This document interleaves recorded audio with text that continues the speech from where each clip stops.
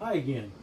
So I've been making videos of different jams, and I wanted to try one that I've been trying. I've had a while back. I tried, never tried to make it. I wanted to make a strawberry rhubarb. So I found a recipe that I'm going to try. Again, I've never tried it. We'll see how it works out. And the recipe calls for, I've got 5 cups of strawberries, and I've actually, if you want to come over and look, I've actually pureed the strawberries. And so what I'm going to do is I'm going to start heating them up, and you can see that they're pretty thick. And I've actually made strawberries before where I've just let the juice come out, and so it was seedless. But I'm just going to put this together, and you can see I've got about 4 cups of rhubarb that I'm going to put in, and it's also pureed. And I've never tasted rhubarb until I tried to actually make this, and it's pretty tart. So I thought about adding lemon juice a little bit more because for adjusting the tartness, but it's pretty tart. So I think what I'm going to do is I'm just going to add. The recipe calls for 2 tablespoons of lemon juice, so I'm just going to add 2 tablespoons. So there's a lemon juice, and recipe calls for, again, it's 5 cups of strawberries and 4 cups of pureed rhubarb. Just going to mix that up. Got 2 tablespoons of lemon juice, and it calls for 10 cups of sugar. So you don't want to cut back on the sugar. I know it's a lot, but this is almost going to make a double batch. And so in a second I'm going to bring this to a boil, but one thing I almost forgot is I'll be back in a second. While it's heating up, I need to add the fruit pectin to it as well. So I'll be back in a second. Alright, appreciate that pause there. So I'm actually, like I said, going to be using 2 packets of fruit pectin. I'm just going to sprinkle those in. I want to kind of stir it a little bit so that it doesn't get too lumpy in there. If you want to watch, I'll come over and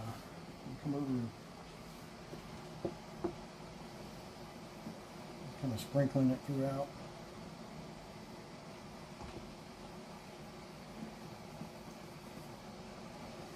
Again, I'm going to stir it really good as it's coming up to a boil.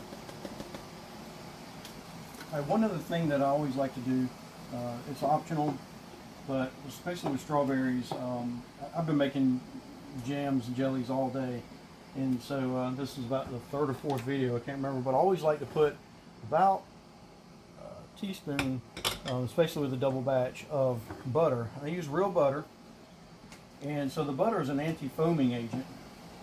And so when we get to the later steps of adding the sugar and boiling it, you'll see that it will start to foam up pretty good. So the butter just helps knock that down a little bit.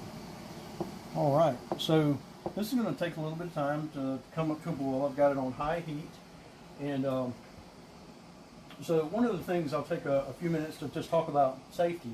So if you're working around in a kitchen, it's a good thing to have a fire extinguisher. You also want to be careful because things are boiling, there's going to be steam. As we get later on, you're actually going to be making a type of a syrup, and if it happens to splash on you, and it can stick to you, it can burn pretty bad.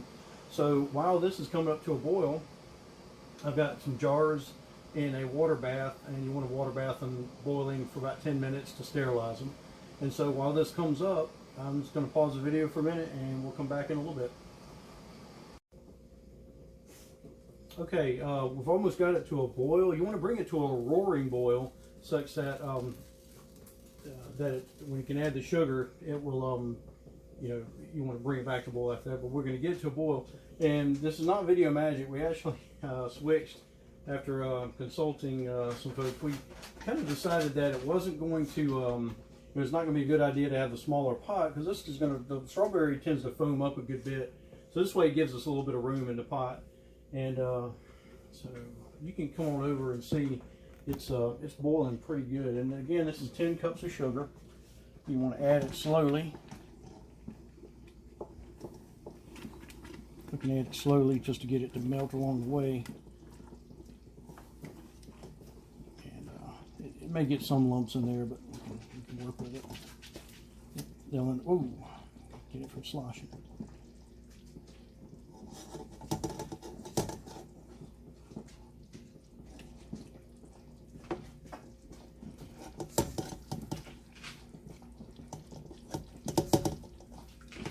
Okay, and what we're going to do, this is, once we get it all in here, we're going to get it back up to a roaring boil, and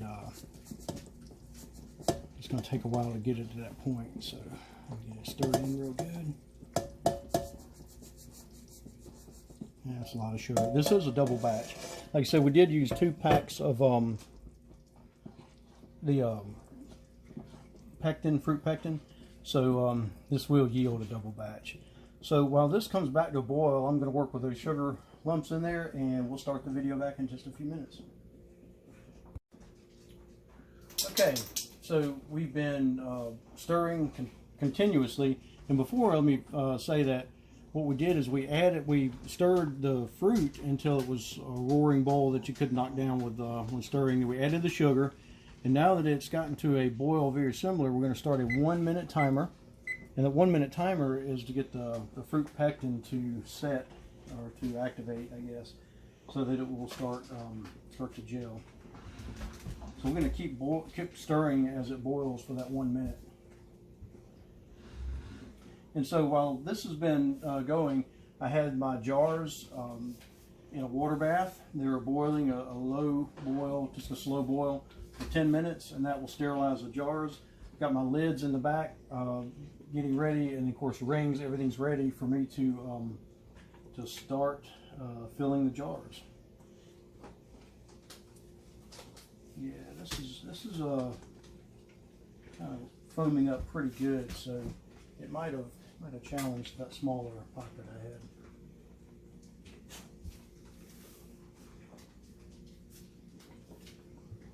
Okay, you want to stir it continuously. Just be careful not to slosh it out on yourself. All right, so we're going to remove it from the heat and stir it down just a little bit. Well, it smells good. So one thing I always like to do is to check it before we're done, just to make sure it's going to set up good. So I like to take a bowl and just fill it up with a little bit of the jelly or the jam, just a little bit in the bottom. And we're going to set that in the freezer and just see how it does, and see if it's going to set up pretty good. It's a good indicator of how it's going to do in the jars. So we'll stop the video and leave it for a few minutes in the freezer, and we'll be back. All right, we've had it in this bowl in the freezer for, I don't know, a few minutes, and that's a good indication. You can see it's starting to set up pretty good. So I actually give my sister Diane, the camera person there, a taste test while I get started. So again, the jars have been in the water bath, and they're ready to go. So one of the things I've always used is a funnel. It's a good investment to get a funnel just for using for the labels. So do we pass? All right, good.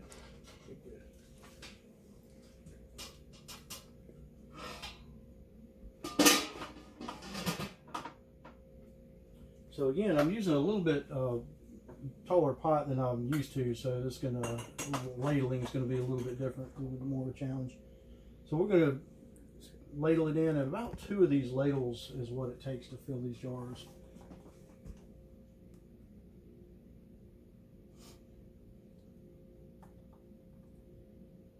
So you want to fill it just below, it's actually just below the rim of the ladle, but you want to fill it just about a 1/4 inch below the top of the jar. So then what we do is we've got a damp cloth, a damp paper towel, and so we're going to use that to wipe any fruit that might have got around the ring or the rim of the glass. And then I've got this, the best investment I made as part of a kit I got, and I had tried to use forks or whatever to get these lids out that have been heating up, and that helps the rubber around the rim, the rubber around the lid. Actually got 2 of them there, so it helps it to take a set better. So we put the lid on, get a ring, it's kind of warm, and I cinch it down just a little bit. We're going to water bath them later, but it just gets it on there just a little bit. So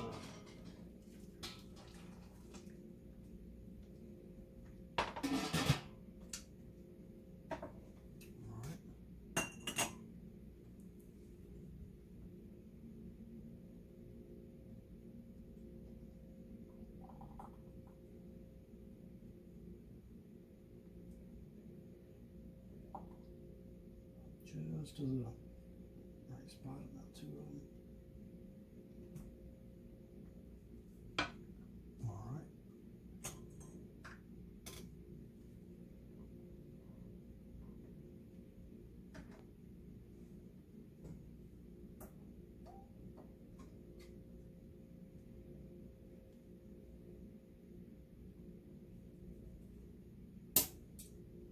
So I've done a couple of these, and I'm gonna stop the video while I go ahead and fill the rest of them up.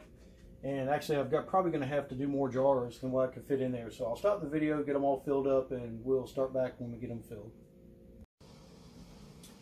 All right, we filled all the jars, and now we're gonna water bath them. And we yielded almost what about 17 jars there. So that's pretty good for that double batch.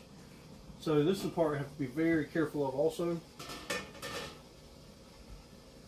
All this stuff is hot, and so when we're water bathing them, we just want to make sure that we set them in the bath, kind of counter each other, and that way it won't fall. I've actually had the right fall before, and you kind of live and learn from those experiences. So we may end up having to do two water baths for these things if they don't all fit. It's probably not going to all fit.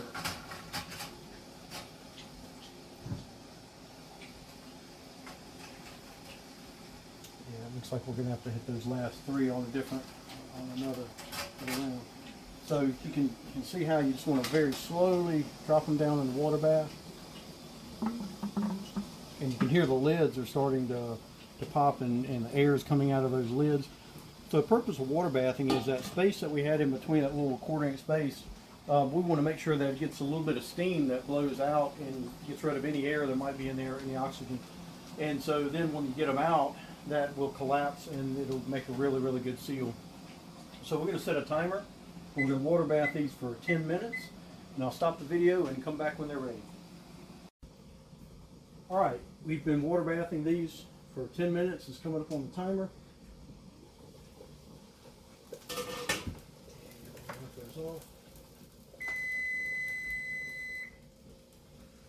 So one of the things I like to do is you've got to be careful grabbing these things. Just turn them a little bit to the side, hook them on. One of the things I like to do is just try to dry off the tops of the lids a little bit. Just dab with a towel. So you do get that way they won't pull in any water by any chance. Okay. Now what we're going to do is start pulling these out.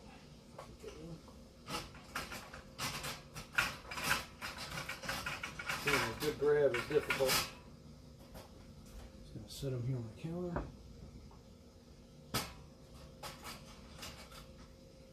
Get a couple out, and I'll show you what I do with them.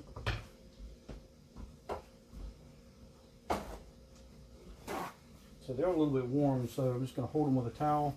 Make sure that the lids are good and cinched on them. And you can hear they're popping already. That popping sound is the lids are actually dropping back down into, becoming concave into the jar, which is meaning they're having a really good seal. So I'm going to get the rest of these out and cinch them down and stop the video. I'll start it back when we finish up. Alright, so we've got all of them through the water bath for 10 minutes, and they've already been, some of them popping. You just want to make sure that they do get a good seal on them. You can push down if they pop, then they're not good and sealed. And they'll stay this way. I think the recipes call for at least 1 or 2 years, but people say they last longer than that. So if you look, this really turned out good. We got almost 17 jars. It's going to set up very nicely. Pretty color, pretty color. It tastes amazing. And thank you for watching. If you like what I do, hit the like and subscribe below, and we'll see you in the next video. Thanks.